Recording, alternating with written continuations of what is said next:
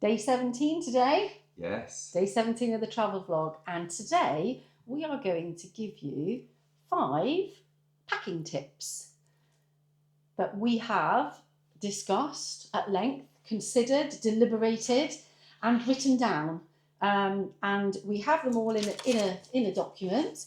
If you would like a copy at the end, just pop us an email and I'd be happy to send you a copy over. So yeah, what's number 1 tip, Patrick? So, number 1 is maximise variety. Was it maximise variety whilst staying practical? Yes. So that's about your outfits. What does that mean? So that's about your outfits, isn't it? Okay. So it's the variety of clothes so you can mix and match. Is that what we're saying? Yes. For different occasions, because especially if you're going on a 12-month trip like we are, yes, we're going to be in lots of different situations, I would imagine. I'm hoping the climate is going to be pretty similar. It's just going to be hot. But until we get there, we won't really know. So yes, I think it's important to have a variety. And at this moment in time, we believe that 12 to 15 outfits each is probably going to be enough, because we're not backpacking, are we? We're not squeezing everything into a backpack. This is about slow travel. It's not about a 2-week holiday. It's not about trekking around the world with a backpack. Yeah. Yes. This is about taking a minimal wardrobe with you so you can live comfortably as you travel around the world slowly. In other words, you're staying in locations for a lot longer time. Yes, so we have the lovely pull-along suitcases. So that's what's on our minds when we're talking about our outfits and what we're going to put into these suitcases. So around 15 outfits. Now, personally, I think I'm going to really struggle with that. And I think it would probably be a good idea if maybe in a couple of weeks' time, I do a trial run and I will video it and I will probably tell you my emotions and feelings around it all, because I think it's going to be really tough for me. I don't think it's going to be as tough for you. No, and to me, a lot of the clothes, because we're going to Southeast Asia, a lot of my clothes, even my t-shirts, are quite thick. They're nice for the UK, but I don't think I'm going to be taking hardly anything, because I think I'm going to be buying when I get out there. Yes. Because that's something else you have to consider. Why take a load of stuff that you've got to track around with you? And that might be inappropriate. Which not suitable for the climate that you're going to. You know, a t-shirt in, say, the UK, or a shirt in the UK, like this one, is really thick. Yes. Even though it is a summer shirt, because our summers here are still not that hot. So yes, I appreciate that. Obviously, being a woman, I have a much larger wardrobe than Patrick. Only slightly, yeah. Or should I say I have several wardrobes. And I do have things that would be cool enough. Let's say it's the holiday wardrobe. So, and just picking only 15 outfits out of that, I will struggle with. So that'll be an interesting video if you wanted to take a look.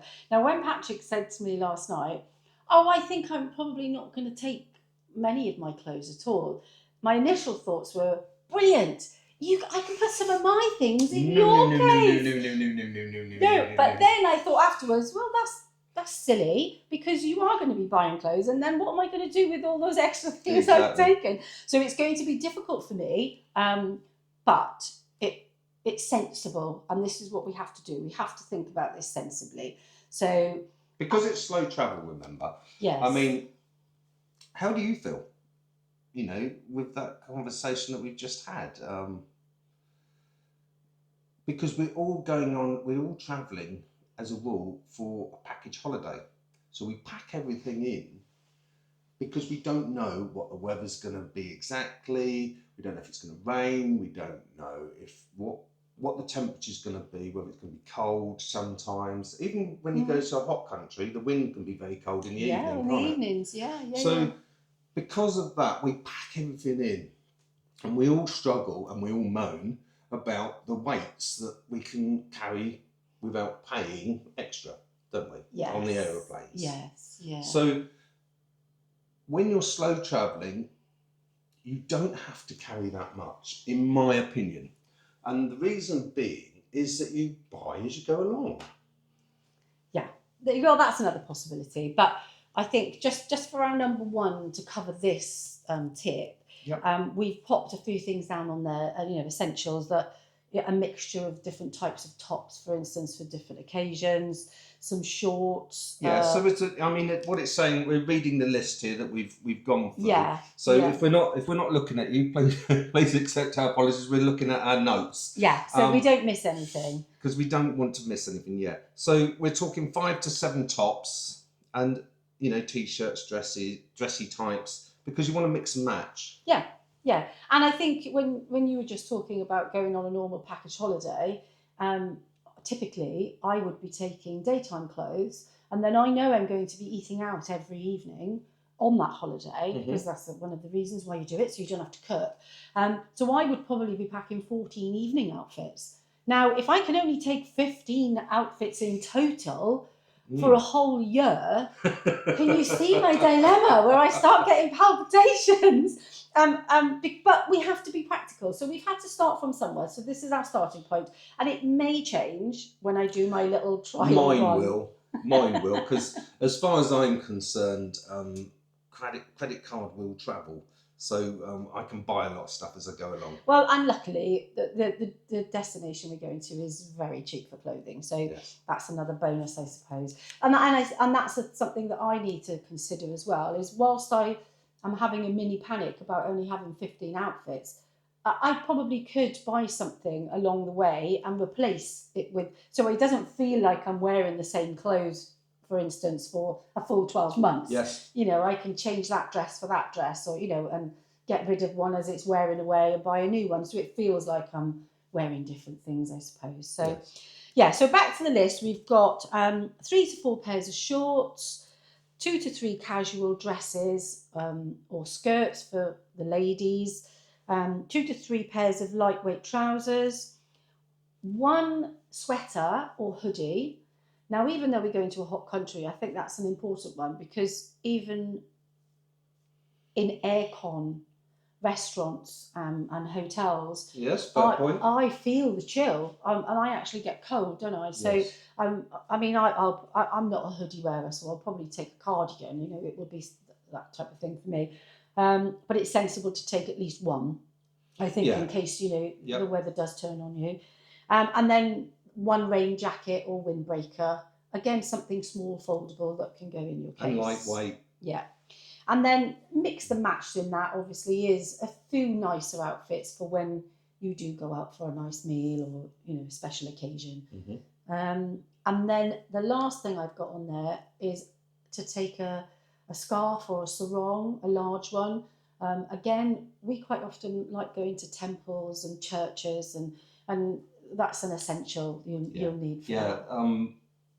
Even churches in Europe, some of the churches we've been to, they ask for you to cover your head. Yeah. So there's, and obviously there's different cultures out there that you've got to respect and be aware of. So that's something I think all ladies should definitely have in there. Yeah, and they're handy to have as well, because if it's a large sarong, you can even sit on the beach, sit on that rather than a towel, because we're not telling anybody to take a towel, because we're not intending to take a towel. No. Again, when we first arrive somewhere, we'll be hotels, and then we'll be apartments or villas as we go along. They'll either have towels, or we'll just go and buy a towel. Again, we're keeping the weight down for flying between country and country, and we are making sure we've got enough room in our baggage to carry the essentials, what we really do need. Yes, yeah. So, on to number 2. Number two. This is divide and conquer the shared items. So, I think it makes sense for one person potentially to carry all of the health stuff, so the medications or any of those essentials you need, and possibly the other to carry the cables and and any electronic. Laptops, anything like that. Yes, Electrical I think goods. it's important to divide that between you, just to distribute the weight really. Yeah. And then share full-size toiletries where possible. Now, we've put this down as an important thing, but this did lead to a bigger discussion, didn't it? It did, and as again, Debbie thinks of things that I don't even consider. So it was like deodorant. Well, I use different type of deodorant than Debbie, and I use a spray and you use a roll-on. Yeah, I use a stick, a dry stick. So yeah, and I don't want to use Patrick's. So Debbie said, I don't want to smell like a man. I don't want to smell like a man. I said, and do you want to smell like a woman? And my answer was, well, that'd be all right for a day. He doesn't mind. We can always, because again, why carry all that weight? Why carry big bottles of shampoo? Why carry body washes? Well, because like you said as well earlier, our plan is to book a hotel in every destination as our first landing accommodation.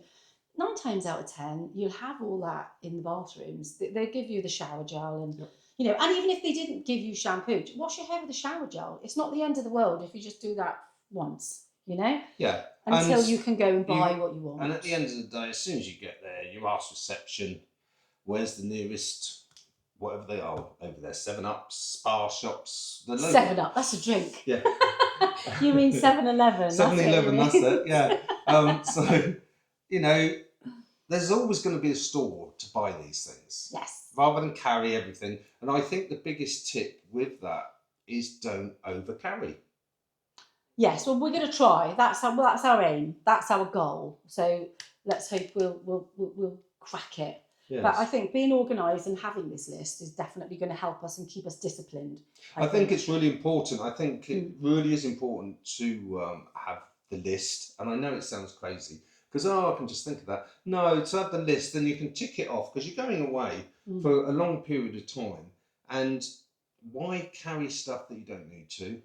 And always, you know, it's nice to have a list to tick off so you don't forget essentials. Yes. It keeps you on track. So like Debbie said earlier, if you want the list, email us. Yeah. Obviously put something in the message thing below, the comments. The comments. So, you know, and do subscribe. Yes. So, on to number 3. Yep. What's number 3, Patrick? Include a broader range of footwear.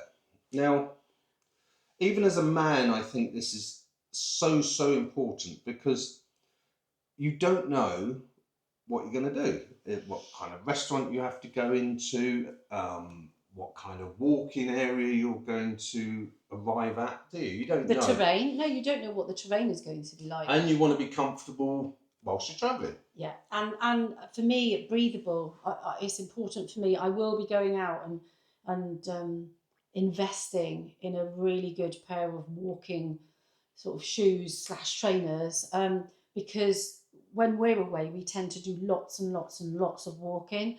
And from our previous trips, I've tried to do it in sandals. I've tried to buy, you know, the super comfy sandals, and haven't I? And I always end up with blisters because of the distance we're walking. That's all it's about, and the heat. So I will be hopefully going to find a product that is going to be breathable enough for me to keep my feet cool, but also comfortable and without any blisters. So that's really important. It can ruin the day. Well, it can ruin your week because then you can't walk for a long distance then for a few days because it's so painful. Yeah. So yeah, it's essential. Like footwear is essential. I mean, I'm a lady and I like to look nice. I'm a lady. But I can tell you now, I will not be taking any heels because that's just pointless. It's just not practical. But, you know, I'm not going to a wedding while I'm away, so I can live in flats. That's not the end of the world to me. And to be fair, especially in the hot countries, you can have some very elegant, feminine type sandals that are lightweight, easy to pack, and easy to wear with many types of outfits. I think. Yeah. So I'm not overly thinking about the shoes other than the everyday walking ones, they are my priority. But it's good to Yeah. have a mixture, I think. Yeah, I agree. From a guy's point of view, obviously, to me, I'm not a hiker, although I like walking a lot, so it won't be hiking shoes. Two reasons it won't be hiking for me is, again, hiking boots are very heavy, and they take up a lot of space. So it will be a pair of trainers for me, for definite. Um, I'm more of a flip-flop man. Love flip flops. Yes, or what's that? We've written it sliders. See, in the UK, you don't. I don't know the word sliders, but apparently Australia and America and that Oh yeah, they yeah. call things sliders. Yeah, So yeah, it's they're the different ones names. that you just slip on. Yes. Yeah. So I think that's essential, obviously, but again, can be bought there, Yeah. and Yeah. they're usually everywhere, aren't they? In tourist areas. Well, hopefully, yeah. I mean, we'll find out. And for me, a nice pair of shoes, just in case we do decide to go to nice restaurants, where I want to dress up smarter. So that's about the heaviest thing I'll be carrying, Yes. clothes wise. Yes. It will. Yeah, will A be your smart shoes. pair of Yeah. shoes. Yeah. Yes. And again, go for a colour that can be with anything. Yeah. Can go with any outfit. Yes. Yeah. Yeah. Yeah. Good point there. So where are we now? We're on to number 4. Number 4. Tip number 4. And it's only one thing to say, really. It's not a list. It's we think it's a good idea to research the destination that you're going to before you go, to just try and find out how much are the shampoos there, how Yes. much are the shower gels there, how much are the sun lotions there, and the insect repellents. Because if they are like when we went to Mexico, absolutely extortionate prices, then it is worth you buying one in the UK. You get one in the UK, say Yeah. a sun cream for £4, and in Mexico I think they wanted £44. Oh, it's mad, wasn't it? Where we were Which, staying. you have to buy it if you run out, because you're in a hot country and you don't want to get burnt. Yeah. And again, especially the if you're like repellents. me with pale skin. Yes. Because I can burn quite easily, sadly. Yes, and I think if you do find an area like Patrick and I, with our trip, we're going through a few countries. If we find somewhere that is really cheap to buy these products, we probably will buy a couple, because it makes sense. Yeah. But I am planning on doing a bit of research on each destination before we arrive to see. Just being sensible, isn't it? Well, do we need to carry? It's these about things? comfortable. It's about Yeah. being comfortable whilst you're travelling. Yeah, and sometimes you have to carry that extra weight to make sure you've got What your you sun need. creams and that, Yeah. because there's nothing worse than being sunburnt whilst you're away, is there? Oh, no. And the dangers of it. So you don't want to be going to a hospital. You don't want to be going to doctors. So something like that, although can be a pain to carry a lot of that kind of stuff with you, I think it's advisable, especially if it's dirt cheap, like you say. Yeah. But and the difference would have to be considerable for us to do that. Yes. I'm not saying if you're just going to save £1 here and there, that's silly. But like the amounts I just mentioned for Mexico, that is just extortionate. So yeah, so that's our plan. Yep. And again, I'm over the years when we've travelled, the big heavy bags and that, it can make your journey uncomfortable. So try and keep it as light as possible. Yes. Yeah. Because we'll see how we get on. Because you don't need to pack it all in. So, finally, on to our last number 5 tip, and that's about staying organised and secure. Now, staying organised, what we mean by that is getting yourself some of these packing cubes, or even the compression bags. They're brilliant. And we've used them all the time. Yes. And they're fantastic, because I know in that pouch, for instance, that's where all of my tops are, or that's where all my underwear are. Especially if you don't want to totally unpack, you are literally staying somewhere for a night, or something like that. You don't have to empty the whole suitcase out Exactly. just to find that one item that you're looking for. So that's something that we will definitely be doing. Yeah, it makes sense. Yes. And then the other was about luggage, wasn't it? Making sure that you add locks to your luggage. Now, we did talk about this, and like you rightly said, Patrick, at the end of the day, don't go overboard with this, because if somebody wants to break into your suitcase or steal your suitcase, they will. These little padlocks, what are they worth? If someone's got it's a deterrent. It's a little deterrent. They call it a box cutter in the States, I think. But if they've got a sharp knife, yes, yeah, they can cut into it. I mean, you watch videos and the way some of these baggage guys throw the bags around, is quite frightening. So there's a possibility, if you're slow travelling, that your luggage is going to go missing. There is that possibility, especially over a year. And all those different flights. Yeah, and in parts of the world where they might not look after it the same as we'd expect in the UK. But to be fair, I've watched videos of people unloading in the UK, and that's frightening. Yeah. Well, there's never any guarantees, is there? Once that luggage leaves your hands, it's out of your control. Yeah. So another tip. I always advise, whatever you put into your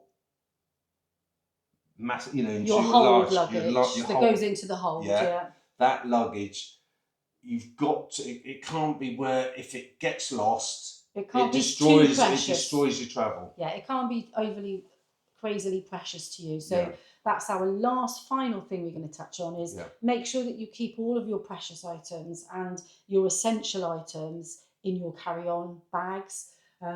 Because if it's that important to you, you should never let go of it. So for instance, our electronics, for instance, are very important to us. So we'll be carrying them with us because it makes sense, because we feel like we're in some kind of control. And the last thing is always have a change of clothes in your hand luggage as well. Yeah. Now I know it can be a pain. Just in case it does get stolen. Yeah, it can be a pain sometimes if you haven't got the space and I'll be fine. But I know recently one of my daughters went on a work trip and she was meant to go to all of these meetings and conferences and her luggage didn't arrive. No. She got it back in the end. She did get it back in the end, but there was a big delay and obviously she got caught out. And like she says, it was a Caribbean island, it was a work trip, so it wasn't, a big holiday destination where all these clothes shops were everywhere. Yes. I mean, they really struggled. It was her and her colleagues. All of their luggage got lost for a few days. It turned up, I think, like the day before they were coming home. But yeah, that wasn't much fun for them. So I know if she could have relived that, she would have wished she put at least one spare set of clothes in her hand luggage. Yes. So I'm going to take that and memory. As your big tip. And I will bank that, and I will always do that now. Now, the other thing I've got in my head, a tip, is it's like people say, get a rucksack to carry all your stuff. For when you're there for day trips. Now, I disagree with that. And the reason I disagree with it is because you don't want, the more you look like a tourist, the more chance someone is going to target you and pickpocket you or grab your stuff. I personally prefer a bag like a local shopping bag or something like that. That doesn't look like you're a tourist. Yes. The less touristy you can look when travelling anywhere, the more chance you'll be left alone. Yeah, so we won't be taking any big cameras or, things that would make us stand out as tourists. I'm sure we will, but, we're going to try and blend in as much as we can, so to speak. Yes. Because it's just safeguarding yourself, isn't it? So I think that was a good tip to end on as well, really. Yeah. So do subscribe if you'd like to come on our journey with us. We love having you with us. And we look forward to your comment. Yes. And we look forward to chatting in the future. Well, it'll be tomorrow. So. Yes. So if you do like tuning in and chatting to us, tune in tomorrow because every day we do a video. Yeah. And we don't know what we're going to talk about tomorrow yet. So who knows? We'll find something, I'm sure. So that's bye for now. Bye for now. Yeah. Cheers. See you soon. Bye-bye.